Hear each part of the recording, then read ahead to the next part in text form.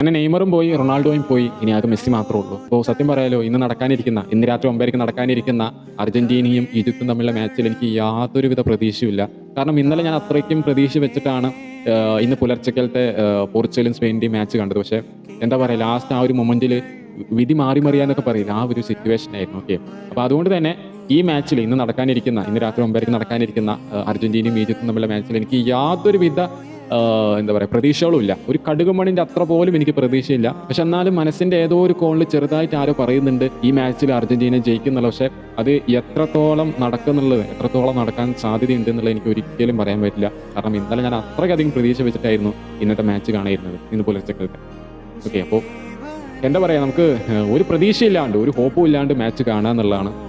അതാണ് എനിക്ക് എല്ലാവരോടും പറയാനുള്ളത്. കാരണം നെയ്മറും പോയി, റൊണാൾഡോയും പോയി, അപ്പോൾ ഇനി അടുത്ത് മെസ്സിയാണ്. അപ്പോൾ ഇത് നമുക്ക് കണ്ടറിയാം ആര് ജയിക്കും ആര് തോക്കും എന്നുള്ളത്. പിന്നെ എനിക്കൊരു കാര്യം പറയാനുള്ളത് എന്താ വെച്ചിട്ടുണ്ടെങ്കിൽ, ഇൻ കേസ് ഈ മാച്ചിൽ അർജന്റീന തോക്കുകയാണെന്നുണ്ടെങ്കിൽ ഒരിക്കലും ഈ പറയുന്ന ബ്രസീൽ ഫാൻസ് ആയാലും അല്ലെങ്കിൽ പോർച്ചുഗൽ ഫാൻസ് ആയാലും ഒരിക്കലും അവരെടുത്ത് ട്രോളാനോ അല്ലെങ്കിൽ അവരെടുത്ത് കുറ്റപ്പെടുത്താനോ അല്ലെങ്കിൽ അപമാനിക്കാനോ നിൽക്കരുത്. കാരണം അവരിൽ ചിലർ നിങ്ങളെ ചിലപ്പോൾ അപമാനിക്കുകയും അതുപോലെ തന്നെ കുറ്റപ്പെടുത്തുകയൊക്കെ ചെയ്തിട്ടുണ്ട്. പക്ഷേ എല്ലാ ഫാൻസുകാരും, അതിപ്പോൾ ഈ അർജന്റീന എന്നല്ല ഏതൊരു ടീമായാലും എല്ലാ ഫാൻസുകാരും ഒരുപോലെ ആയിരിക്കില്ല.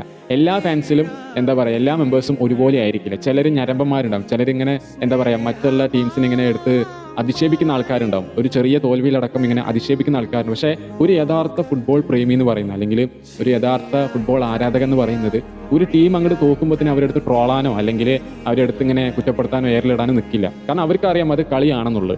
അപ്പോൾ കളിന്റെ രൂപത്തിൽ കാണാം. അപ്പോൾ ഈ അടുത്ത് എന്താ പറയുക, ബ്രസീൽ തോറ്റു എന്നും പറഞ്ഞിട്ട് ബ്രസീലിലെ ഫ്ലെക്സ് കയറിയ ആൾക്കാരുണ്ട്. അത് ഇപ്പോൾ ഈ അടുത്ത് ഇൻസ്റ്റാഗ്രാമിലൊക്കെ വന്നിട്ടുള്ള വീഡിയോ ആണ്. അപ്പോൾ അങ്ങനെയുള്ള ചെറ്റത്തരങ്ങളും ചെയ്യാതിരിക്കണം. അവർ അത്രയും പൈസ മുടക്കിയിട്ടാണ് ഫ്ലെക്സ് വെക്കുന്നത്. ഓക്കെ, അപ്പോൾ ആ ടീമും ജസ്റ്റ് തോറ്റു എന്നും പറഞ്ഞിട്ട് ആ ഫ്ലെക്സ് വലിച്ചു കയറാനോ അല്ലെങ്കിൽ അത് നശിപ്പിക്കാനോ അല്ല നിൽക്കേണ്ടത്. അത് അതുമായി ബന്ധപ്പെട്ടുള്ളവർക്ക് കൊടുക്കുക. ഓക്കെ, ആ ഫ്ലെക്സ് അവിടെ വെക്കേണ്ടെന്നുണ്ടെങ്കിൽ അതുമായി ബന്ധപ്പെട്ടവരുണ്ടല്ലോ അവർക്ക് കൊടുക്കുക.